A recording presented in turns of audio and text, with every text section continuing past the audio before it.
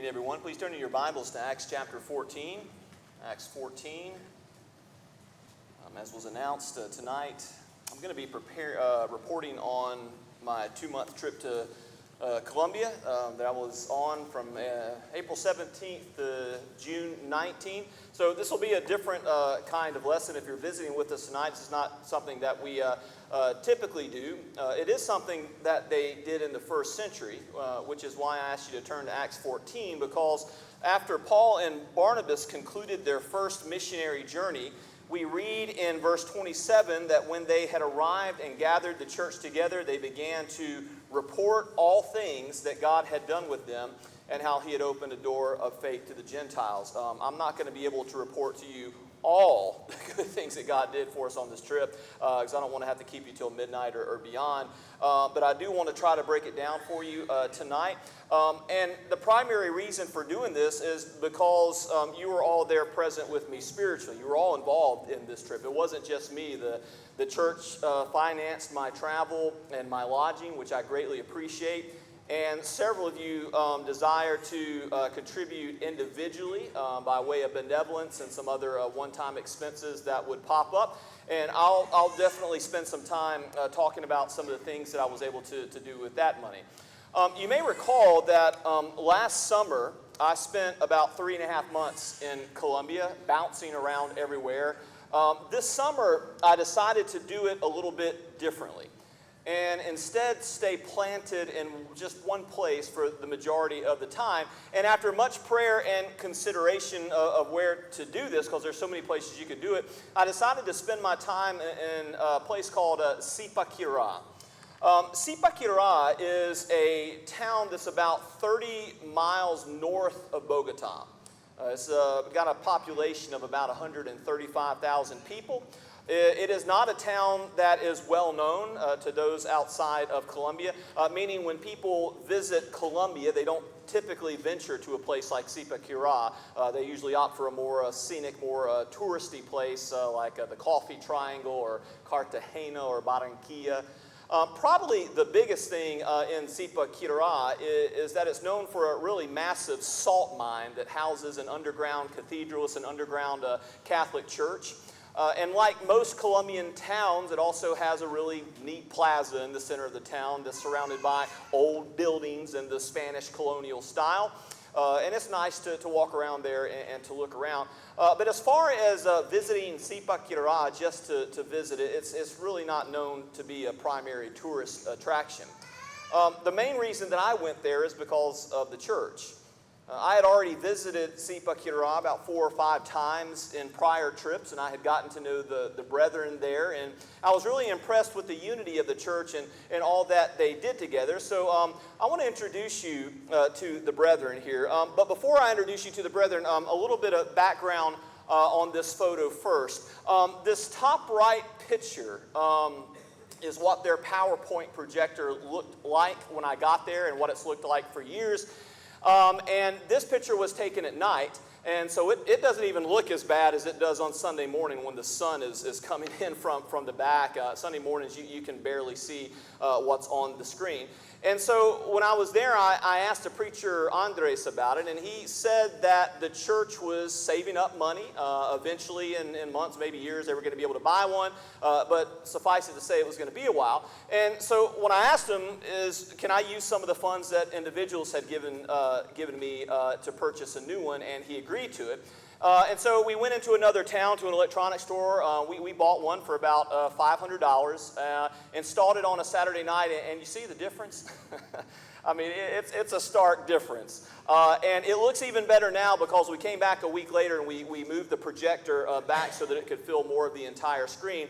And the really cool thing that happened was that Andres and I didn't tell any of the brethren what we did. We installed it on a Saturday night, and then the next Sunday morning when it was time to sing, Andres just cut it on, and man, you should have seen everybody's face light up as it got brighter and brighter. They realized, oh wow, we can actually see the screen now. Suffice it to say that that was the best singing that I had experienced while we were there, because everybody was just so happy. And so I wanted to get through that first because as you see in that picture on the left when it says thank you University Church of Christ, it's slightly misleading because I didn't use funds from that the elders had given me from the church. I used that from some of you individuals, but they didn't know who contributed, and I didn't feel like I should tell them, and so they just wanted to thank the church. They were just so appreciative of that. I want to introduce you to the brethren. I got a laser pointer. If you brought a cat, you might want to cover his eyes.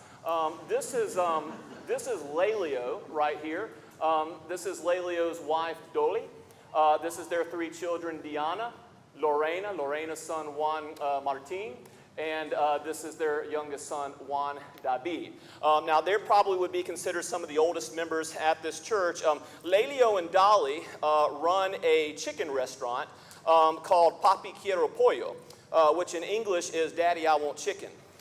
It's very good. They're very successful with it. I had many invitations to eat chicken there, but I had to turn them down a lot because I said, lately I'm not 18 anymore. I mean, I can't eat fried chicken every day unless you're trying to expedite my path to heaven. But years ago, Lelio's family were actually members of the International Church of Christ, the ICOC, along with Adriana right here and her children Mariana and Samuel. They were members of the International Church of Christ, but when the ICOC collapsed about 20 years ago, some brethren in Bogota were able to get a hold of Nuestro. I got all this information from Nuestro recently, by the way, so I hope I don't tell it wrong, Nuestro. But we were able to put him in contact with some of these former members, and that included Lelio's family and Adriana's family, as well as some brethren in another church southeast of here called Sopo, which I'll mention later. But Nuestro would drive from Bogota to Zipaquirá and Sopo, I think every week, he told me, for almost 14 years until he moved here. Studying with them, strengthening them, encouraging them, helping them work through some doctrinal issues, especially because of the many abuses that came out of the International Church of Christ. And this led to several baptisms, as well as the beginning of the church in Zipaquirá and Sopo, which were the 2 main churches that I worked with for the 2 months that I was in Colombia. Now, the preacher Andres, that's Andres right here, he married Lelio's daughter, Diana, and you can't really tell well from this picture, but they are expecting in September. That's going to be their first child.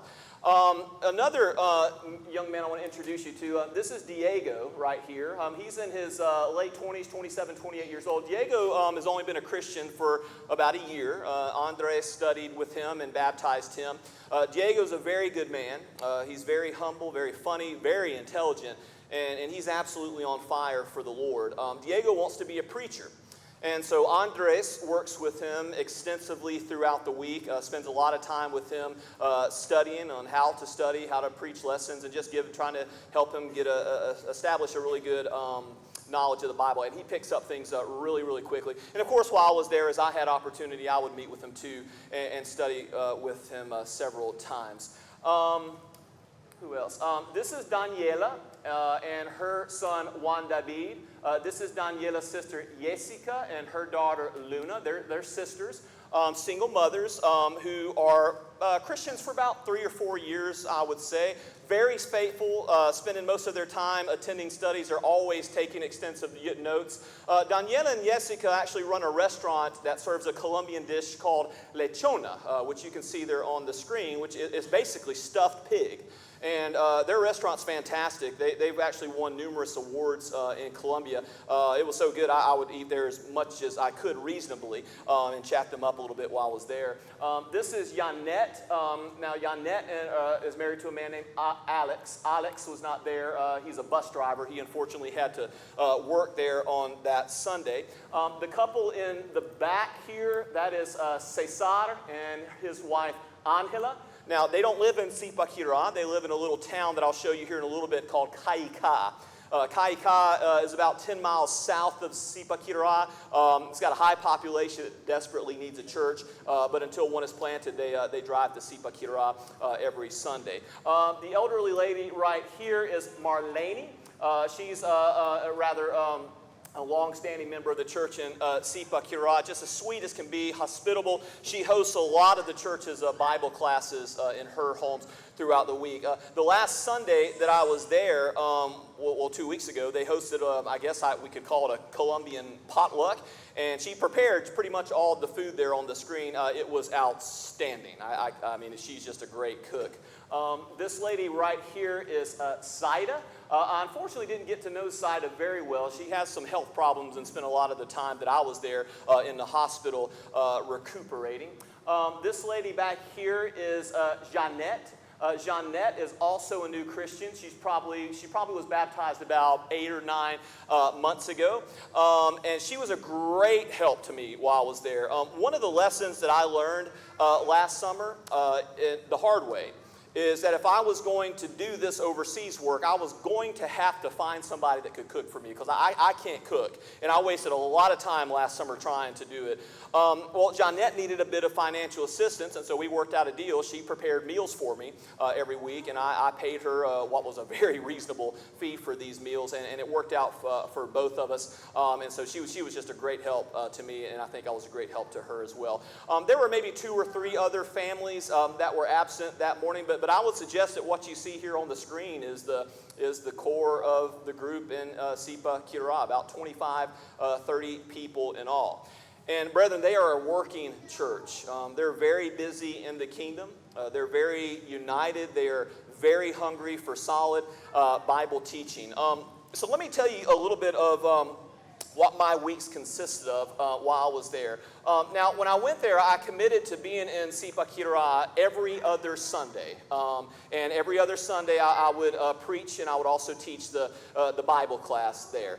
This picture was taken just 2 weeks ago. That was my last Sunday with the brethren. Now, they only meet officially for worship on Sunday morning, but we did get together every Sunday evening. The men would get together in somebody's home, somebody's apartment, and we studied Nehemiah with some emphasis on leadership. Now, I've taught that series several times in Colombia, but what was interesting about this time is that each time I would make a leadership point from the book of Nehemiah in these studies.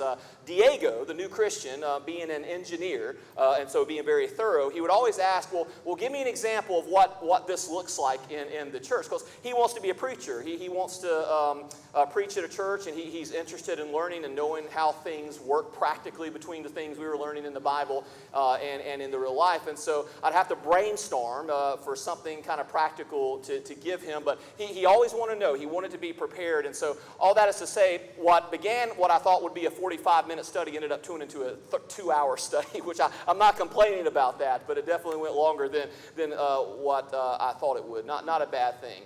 So that's basically what I did most Sundays that I was there. Now, most Mondays were pretty flexible. I would either have people over to my apartment for pizza and some games just to have some fun, get to know them, or sometimes I would join Andres for studies. Sometimes Diego and I would meet for a one-on-one study and talk about how to prepare lessons, how to preach. It just depended on people's schedules.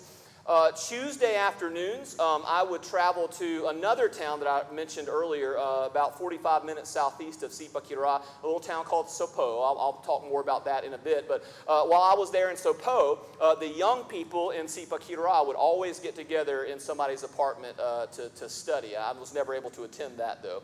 On Wednesdays, Andres, the preacher, and I would get together. He and I would have a one-on-one study together. We did a textual study from the book of Galatians, with an emphasis on the work of preaching. And most Wednesday evenings, after he and I got together one-on-one, we would meet up again and we would study with this couple right here, non-Christian couple. Their names are Oscar and Alejandra. Like most people in Colombia, they grew up Catholic. But they were seeing some of the errors, and they wanted to simply do what the Bible says, and so we studied with them several times. They are very, very close to obeying the gospel, but they wouldn't quite pull the trigger before I left. But I expect to get that text from Andres any day now. Please pray for them. That's Wednesday evenings. On Thursday evenings, Sequir has their midweek Bible study. Always well attended, and I spent I spent every one of those evenings teaching on the Psalms. We got through Psalms 1 through 8 specifically. And then every Friday, the church would always meet for a Bible study in someone's home. And this was a study that had special emphasis on inviting non-Christians. Andres taught most of these classes, but I was always on standby for when a particular Christian would show up and needed a lesson that I regularly teach. And so in those cases, when that happened, we would call an audible, and then Andres would turn it over to me. But he taught most of those. Then on weekends, what we tried to do on weekends, especially on Saturdays, is we tried to focus on evangelism throughout the town. Now, most of you received an email from me requesting some funds for tracts. I was running low on some of the individual contributions because I purchased that projector, and so that's why I sent that email. And I just want to say, first of all, thank you to all who donated. If I haven't shown you these slides, I have some in my bag. Come and see me in the foyer afterwards. If you donated, especially, I want you to see what was the product of that labor. But you went well and beyond what I needed for those slides. Looking at Exodus chapter 36 for me, because what you all did really reminded me much of what happened in Exodus chapter 36 when Moses sent a request for funds when he was building the tabernacle. In Exodus 36 and in verse 3, Exodus 36 and verse 3, we read that they received from Moses all the contributions which the sons of Israel had brought to perform the work in the construction of the sanctuary, and they still continued bringing to him free will offerings every morning. And all the skillful men who were preparing all the work of the sanctuary came, each from the work which he was performing. And they said to Moses, "The people are bringing much more than enough for the construction work which the Lord commanded us to perform." And so Moses issued a command, and a proclamation was circulated throughout the camp, saying, "Let no man or woman any longer perform work for the contributions of the sanctuary." Thus the people were restrained from bringing any more, for the material they had was sufficient and more than enough for all the work to perform it. And the reason I wanted to read that is because just like what happened with Moses and Israel in Exodus, you gave me more than I needed for these tracts. I remember when I sent the email out on a Saturday morning, I remember closing my computer. I went to go to the gym to work out a little bit, and I think it was like 2 hours later, I thought, I better check my phone, see what's come in, and it already exceeded the $700 that I asked for, so I had to stop what I was doing and like, oh no, stop sending funds, because I didn't want anybody to keep sending money. And again, that's just a testimony of your generosity and the grace of God. Thank you so much for doing that, because it really did help so much. So for the reason why we were doing that is because we wanted to do some street evangelism. And what I did was I asked Jennifer to scan some old tracts that I had in my office at home on a variety of subjects and to email them to me. Andres and I there were about 20 or so, I can't remember, about 20. Andres and I printed them all out. We looked through them, translated them, talked about what we wanted to use. And we settled on about a dozen of them. Now, Andres went to school for graphic design, and so he's very artistic. I don't have an artistic bone in my body. He does, and so he was working on some templates and some designs while I was working on the translating and also trying to reduce the tracks down to a reasonable number of words to kind of fit. And this was the result of what we did. Now, there were about a dozen of them by the time we got done, but this was about 75% through the process. And again, if you want to see the actual examples of this, I have them in my bag. Just ask me. I'll have them back there, and I want you to see them because it's something that we might even be able to use here. But we also had a company in Zipaquirá create a stamp of the building's address so that we didn't print the actual address for the church on the tracts. Instead, we would stamp them, because what started happening and what we predicted is when some other churches in Colombia started finding out what they were doing, they were saying, hey, can you send the PDFs to us? We want to use these too. And so we started doing that, and then we told them where they could go and make a stamp with their church address. And so that ended up working out for everybody. And so that's what we did, and once we got them all completed, and it was a process, guys. It was a process. What we did is we just went out in town, and we'd go around town. We set up a table and some chairs along with all the tracts neatly organized on the table. We had some free Bibles that were there should anybody need one. And so we just went out into the streets and we evangelized and we advertised the gospel. We handed out the free tracts. Usually this, what it ended up consisting of was me standing by the table and greeting people as they were passing by, asking if they wanted any of the tracts. And usually Andres and Fabian would come out. I hadn't talked about Fabian. He's the guy on the right there. Fabian preaches in the church in Sopo that I'm going to talk about here in just a minute. But what Andres and Fabian would do is they would kind of go across the street or go a block away, and they would try to hit the people that were not going to pass by me directly, and they would start having conversations with people, and then they would come back when they needed to reload on tracks. And so as you can imagine, this led to a lot of one-on-one conversations with people, some that were very good conversations, some that were rather colorful. But a study did come out of this. That man in the suit there, his name is Manuel. He was a man that we met the last Saturday that we did this, and he asked for a study. And so we actually got together on a Saturday night after we had met him on that day and studied in Andres' apartment. We taught him the gospel, and afterwards he assured us that he had obeyed the gospel, and he wanted to talk to us further about how we can know what the commands of God are. Well, after we did some back and forth, we learned that he was a Seventh-day Adventist. And what we found out was what he was really there for was to try to convince us that we needed to keep the Sabbath in order to be faithful. So we had some back and forth with him, reached a little bit of a stalemate. I thought this study was probably had gotten as far as it really needed to go, but I wanted to test his honesty. And so look in Exodus 31. I want to just show you something that I did in case you never come across this with someone. But I took him to Exodus 31. This was after like 3 hours of going back and forth with him. In Exodus 31, verse 16 and 17, Moses says in Exodus 31, verse 16, "So the sons of Israel shall observe the Sabbath to celebrate the Sabbath throughout their generations as a perpetual covenant. It is a sign between me and the sons of Israel forever. For in 6 days the Lord made heaven and earth, but on the seventh day he ceased from labor and was refreshed." And so I said to him, I said, "Don Manuel," I said, this text tells us that the Sabbath was given specifically to the sons of Israel. And of course he responded back and said, but Christians are spiritual Israel, and that's why we need to keep it. And that's what I expected him to say. And so I said, okay, well, let's go back 2 more verses. Let's go back 2 more verses. Verse 14. Verse 14 says, "Therefore you are to observe the Sabbath, for it is holy to you. Everyone who profanes it shall surely be put to death. For whoever does any work on it, that person shall be cut off from among his people. For 6 days work may be done, but on the seventh day there is a Sabbath of complete rest, holy to the Lord. Whoever does any work on the Sabbath day shall surely be put to death." Can you guess what I asked him next? I asked him, "Do you put to death any of your members who happen to violate a particular Sabbath on any given day?" And he said, no, because in these verses it's talking about physical Israel. So I said, okay, well, just so I understand, in this one statement, he goes from speaking of physical Israel to spiritual Israel. Though nothing in the context suggests this, he said, "That's right."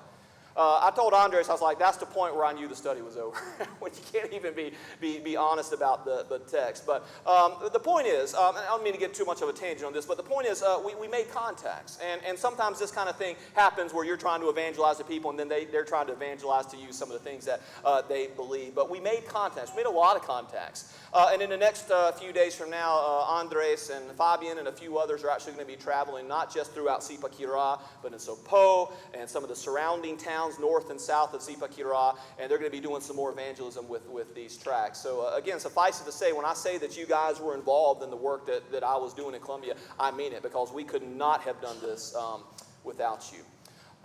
Another reason I chose Zipaquirá is if you look at this map here, that little dot kind of in the center, that's the salt mine. That's Zipaquirá. I didn't just go there for the church. That was the primary reason I went there. I went there because of the opportunities. And just an hour south of Zipaquirá is the capital of Colombia, Bogotá. Several churches, probably a dozen. 20 miles east of Bogotá, there is Sopó. I'm not sure if you can see it there on the map. Sopó would be about right there, probably. And they've got a church, small church of about 15 people. But just south of Zipaquirá in Caica, where I introduced you to Cesar and Angela, town of a population, I think, of about 85,000 people, no church. And then you go a little bit further south of Caica to a town called Chía. I think they have about 185,000 people, no church. Look at all these towns, all here north of Zipaquirá. No faithful churches. Last summer, you might not remember this, but I mentioned that we took a weekend off and visited a little town called Villa de Leyva, which is about right here. There's actually a Christian that lives there. She's the sister-in-law of one of the men that worships in Sopó. And they were able to convert her, but there's no church there. It's just her, and she tries to talk to people in that community, but there's no church. And so what she does is she logs in by Zoom and worships with SOPO. She does the best that she can. But the point I want to make from this is you've got all these churches from Zipaquirá and down. Bogota, there's one here in Soacha. You've got one here in Fusagasugá. Villavicencio has one. You've got churches down here, but there's nothing here whatsoever.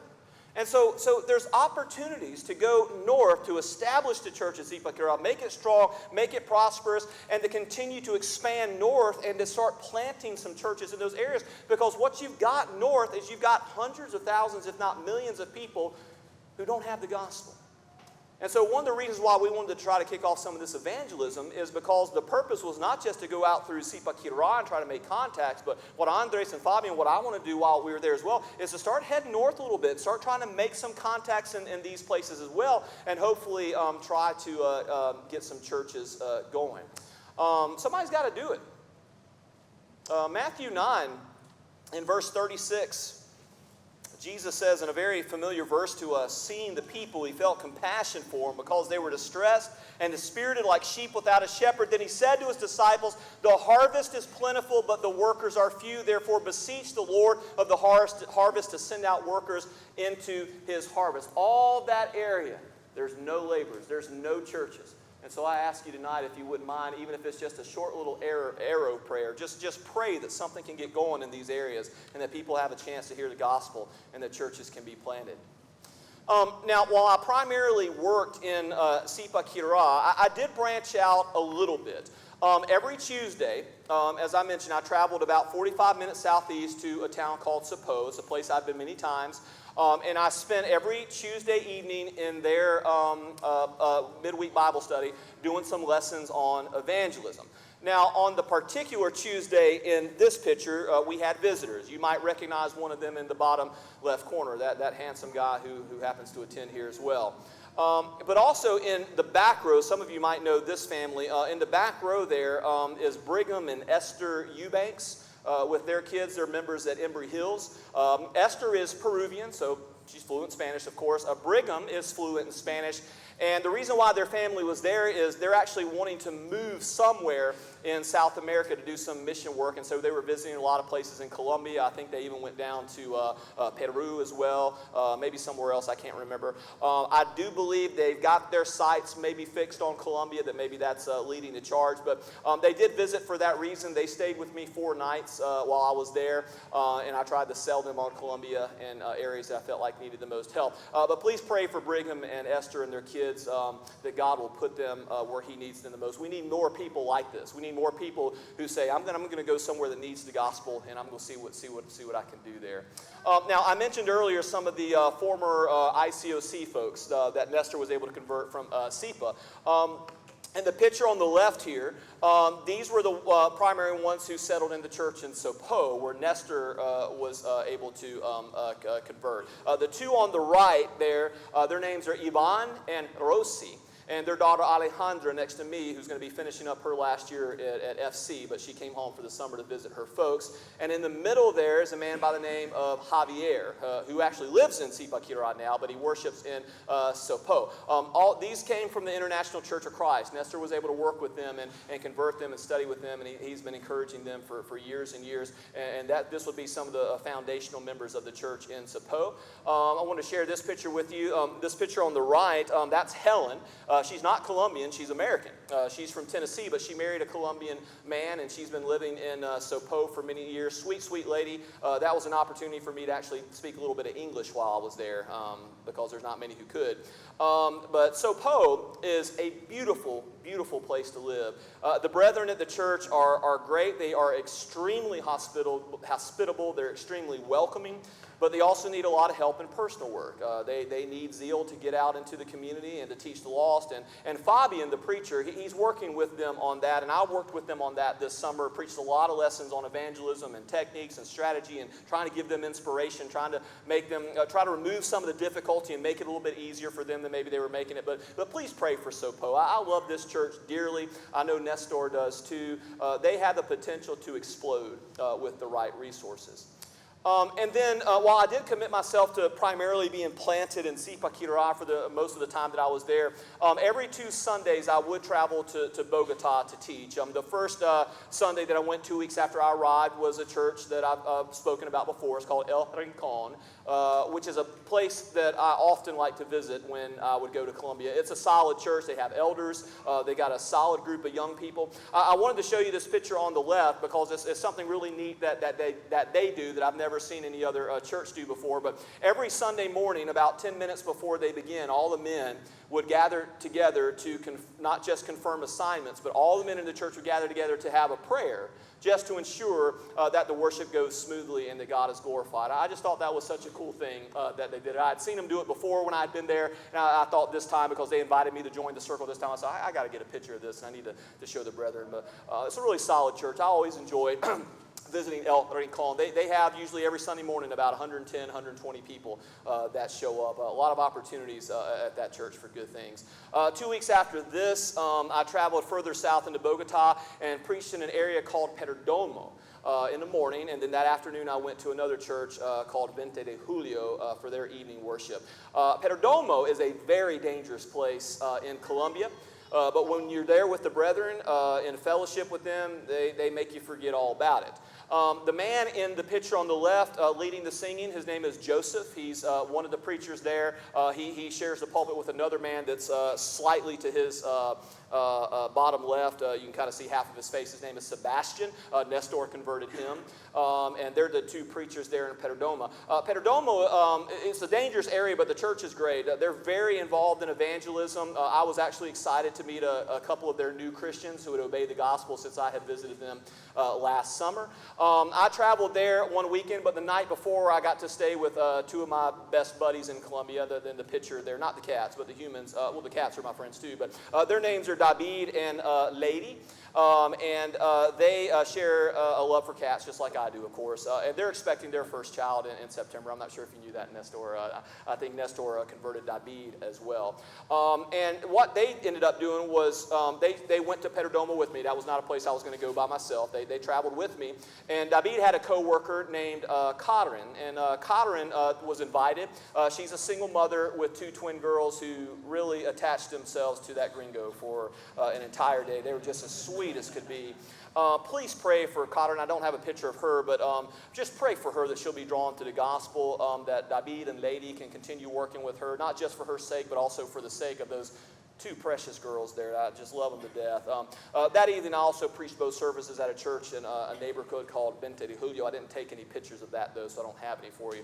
2 weeks after that, I traveled to the northern part of Bogota and preached in Usaquén, which is where I stayed most of last summer. Unfortunately, I couldn't find any pictures of that. We might not have taken any. I wish I had taken some pictures of that, because since I had been to Usaquén last summer, they have doubled in size since last summer. They were about 15 solid last summer, and I was shocked to see that they're up to about 30, maybe even a little bit more than 30. And so that was just a wonderful thing to see, and I wish I had gotten a picture to show you how big that church is getting. And then 2 weeks after that, I was supposed to travel to Bogota one more time to preach at Nestor's old stomping grounds, a church called San Antonio. But that was the weekend that I got sick, and so I had to cancel. I'll talk more about that here in just a minute. And then something popped up that I wasn't expecting while I was there, which is always the case when you go on these trips. But shortly after I arrived, one of the young preachers there that I'm friends with on the screen there, his name is Christian Medina. He contacted me because he's one of the young preachers in a church in southern Bogota. It's a church called El Libertador. And he was the guy that I traveled to Medellin with last summer for 5 days. A few weeks prior to my arrival, he had managed to make some contact with a family of Pentecostals. And one of them, a lady named Paula, who's kind of right there in the center there, that's Paula. She had been recently attending with the church in Libertador. And the man to my right in the blue shirt, I cannot say his name for the life of me, it's Arnulfo. It's a mouthful. I would just call him Arnie, because some of his family even could pronounce his name. But he's the boss of this clothing shop in the entire building where his apartment is. And he lives on the 3rd floor, and on the 2nd and 1st floor, there's like countless sewing machines, and his family is just sewing and making clothes. It's primarily denim, very, very very successful. And Arnie, he loves to study the Bible. And so every Friday evening, he hosts a Bible study with his entire family. He always invites them. And the great thing is that since he's the boss, everybody shows up. Nobody ever misses out. So I guess that's an advantage there. Well, the reason why Christian contacted me is because he asked me if I would come and I would teach one or two of the studies. And so I did that. I went there twice, the first month and the second month that I was there. And the first month I went, I taught the gospel to them all, about 15 of them. And so they heard the truth. We had some great conversations afterwards. One of the things that I really enjoyed, or just really impressed me, was Arnie was just in tears after the study. And he told me he feels like he's obeyed the gospel, but he was just so thankful that I came. He was thankful that his whole family could hear that. He wanted them to hear the truth, and so he was just in tears that they were able to hear that. They asked me to come back, so I came back about a month later and taught about worship, specifically about instruments of music and worship. And that went well. I mean, nobody really put up a challenge. One person slightly challenged it a little bit. But what was funny was that her family members were challenging her right back with a lot of the points that I was making in the lesson. And they all attend an Assembly of God, which uses instrumental music. So I was kind of scratching my head a little bit. It was like, okay, if you believe this, why are you still attending here? But we're still working on them a little bit. But the good news is Arnie is now attending in Libertador with the brethren there, along with Paula. And the hope is with more studies that Christian is doing with them, and also another preacher that comes there named Miguel and his dad that's to the left of me, that more time spent with them is going to lead to more brethren who are going to start coming to a knowledge of the truth. There were a few issues, few challenges that popped up while I was there, one of which you heard about through email, of course. On June 5th, that was a Thursday night, I had to rush to the hospital with severe stomach pain. After some tests, the doctors said I contracted colitis. And I never had colitis before, but it was something that I ate or drank while I was there that was likely the culprit. But they gave me antibiotics, and 3 days later, after some rest, most of the pain had subsided. The brethren took really great care of me while I was there, but unfortunately it did put me down for about 3 days until I could recover. But the reason I want to bring this up, brethren, is because, look, I mean, this kind of thing happens when you go on overseas work, mission work. It's a very common thing. It was a common thing in the New Testament. I just showed you some verses up there. Galatians 4, verse 13, Paul talks about that it was because of a bodily illness while he was traveling that caused him to preach to the Galatians. 2 Timothy 4, verse 20 talks about Trophimus, who Paul had to leave sick in Miletus. Philippians chapter 2, most of us are familiar with the story of Epaphroditus, how he got sick. And then 1 Timothy 5:23 is a pretty well-known verse that Timothy got sick because of something in his stomach. So I just want to show you that this is a common thing when you do mission work. To get sick, to eat or drink something that's not right, maybe that you're not used to, or maybe just something that is contaminated. And it's going to put you down, but I just want to say Jesus is worth it. I mean, that's okay. I mean, we have it so good here. We don't get that kind of thing here, but it's fine if that happens over there. Jesus can use illness for the gospel like he uses everything else. And I just thank the Lord for his grace. I thank you for your prayers that no doubt activated that great grace. That was a painful thing, colitis. I had not had anything quite like that, but a friend of mine up in Atlanta told me that might have been God's way of saying you need to slow down a little bit and get some rest. And I will tell you, those 3 days that I slept, recovered from that, I slept like a baby. So maybe that was true. Another challenge, or just another interesting thing that happened while I was there, I just want to give you a little bit of understanding of things that kind of go on in some of these places. 3 days after that, Sunday, June 8th, shortly after 8 a.m., I woke up to my apartment shaking. And at first I was worried that I was having some kind of crazy reaction to the medicine that I was taking, but then I got up and looked out the window and saw everybody else in the apartments looking out their windows too, and I saw the street lights that were attached to the ground. I saw them shaking, and I had no idea that what was happening was something I had never experienced before, is we got struck by an earthquake. And it was an earthquake that had struck most of the country of Colombia while I was there. I didn't know it at the time. I'd never been in an earthquake before. But we got hit. There was no damage, no real damage anywhere, at least not in Zipaquirá. But boy, you felt it. And I was curious about it. And I did some research, and I actually saw that the fault line that runs throughout California, like places like San Francisco, actually extends all the way down into this region of Colombia. It's the exact same fault line. And when I was talking to Andres later about this, he said they get one or two of those a year. But it was particularly strong that Sunday morning, and at church, all the brethren were talking about it. So that was interesting.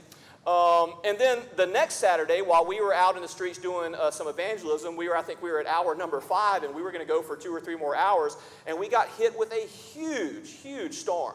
All the power went out in Zipaquirá. Nobody had power. There were flash floods everywhere. It was hailing. The sewer systems in the streets were so flooded that they were actually shooting up water like geysers. And there were a lot of farms around, and so what the flooding and the water was doing is it was actually carrying animal waste into the streets. And the whole town stunk for about 3 days. It was awful.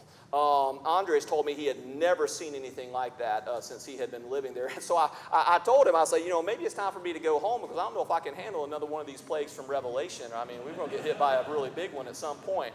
But yeah, there are a lot of natural disasters like that kept seeming to pop up. And just one minor thing I'll mention. When I first arrived to the apartment that I stayed in, it wasn't stocked with everything that I needed.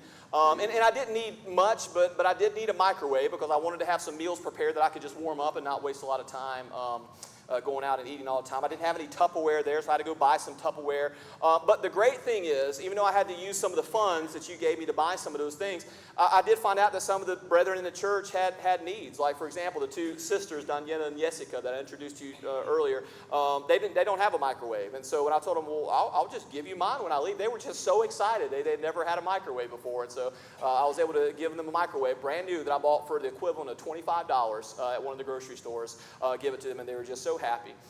Some of the brethren didn't have enough Tupperware, so I was able to give them some of the Tupperware, some of the cooking supplies that I had to give. And so what turned into just a temporary need for me just to get through the 2 months while I was there actually turned into a greater benevolent need for the brethren. God be praised for that, and thank you.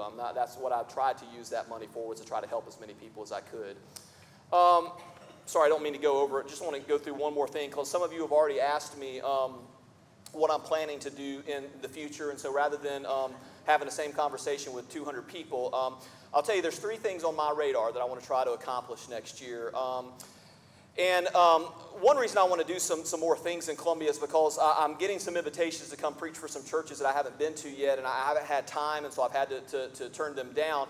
But one thing I would like to do is I'd like to, at the end of the year, try to get down to some churches southeast of Bogota, as you can see there on the screen, and try to do some preaching in some of these churches I haven't been through yet. I'd like to take about a 3-4 week trek that starts in Cali, which is down southeast. This is Cali. It's one of the main cities. I think it's, if I'm not mistaken, the 3rd largest city in Colombia. Have not been there yet, but I would like to take this trek all the way up through Armenia, which I have been to. I'd like to stop in Ibagué. There's 2 churches there that are doing pretty well. I'd like to travel to Fusagasugá. Again, I went there last summer. They need a lot of help. There's also a little town that you can't see it on the map, but it's called Soacha right here. The preacher there, David Mora, keeps reaching out to me to come there, and I haven't had a chance to yet. And then visit Bogota, maybe end the trip in Zipaquirá, where I began it this summer.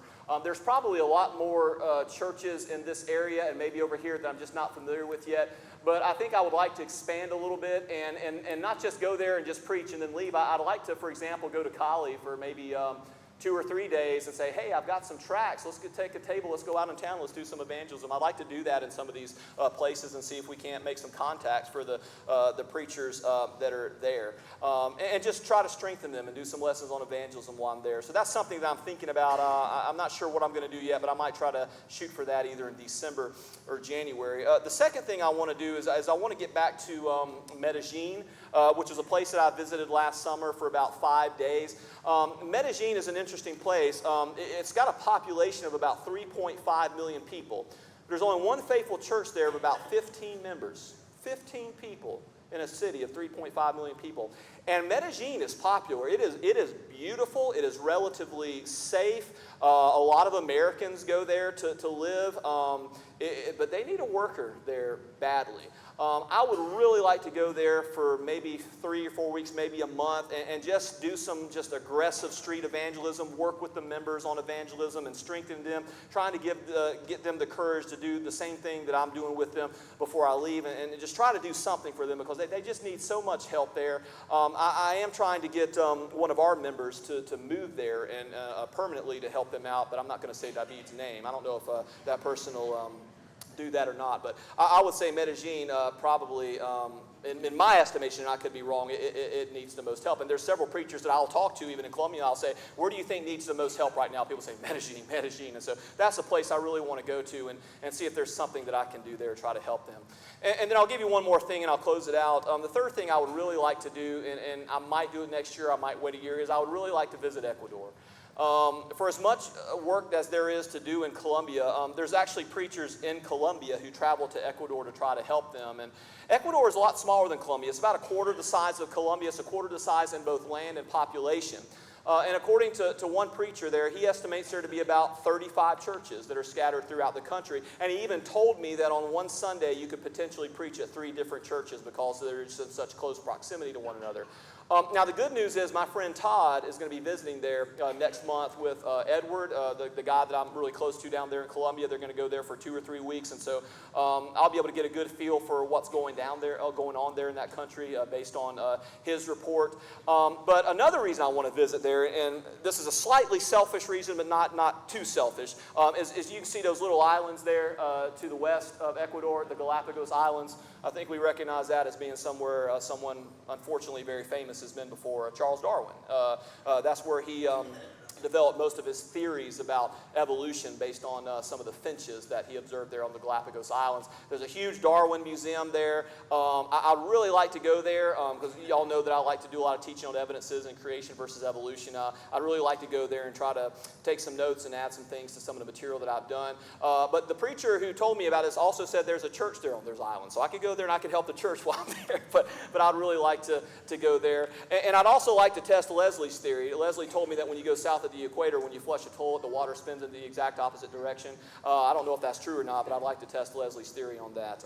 So maybe we can find that out too. I'll stop there. I know this is a lot of information, but brethren, the whole point of this is thank you for what you did. I hope you feel like you were a part of what I did in Colombia, because I was not doing it by myself. We were all together in this, both through your contributions, your prayers, and just calling and checking on me, and which I appreciated so much.